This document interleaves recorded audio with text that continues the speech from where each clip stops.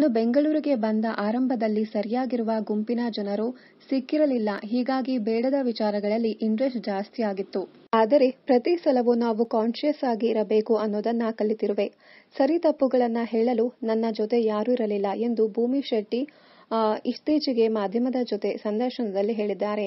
ಚಿಕ್ಕ ವಯಸ್ಸಿಗೆ ದುಡಿಯಲು ಶುರು ಮಾಡಿದ್ಯಾ? ಅದರಿಂದ ಬಂದ ಹಣದಿಂದ ಏನು ಮಾಡಬೇಕು ಎಂದು ಹೇಳಲು ನನಗೆ ಯಾರೂ ಇರಲಿಲ್ಲ. ಅಲ್ಲಿ ತಪ್ಪು ಮಾಡಿದೆ ಎಂದು ಭೂಮಿ ಶೆಟ್ಟಿ ಹೇಳಿದ್ದಾರೆ. ನಾನು ಯಾರ ಜೊತೆ ಇದ್ದೀನಿ, ಏನು ಮಾಡ್ತಿದ್ದೀನಿ ಅನ್ನುವ ಆಲೋಚನೆ ಶುರುವಾಗುತ್ತದೆ.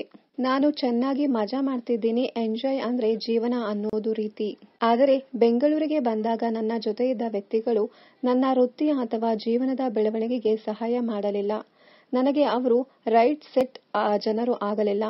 ನನ್ನ ಸುತ್ತ ಇರುವ ಜನರು ನನ್ನ ಮೇಲೆ ತುಂಬಾ ಇಂಪ್ಯಾಕ್ಟ್ ಮಾಡುತ್ತಾರೆ.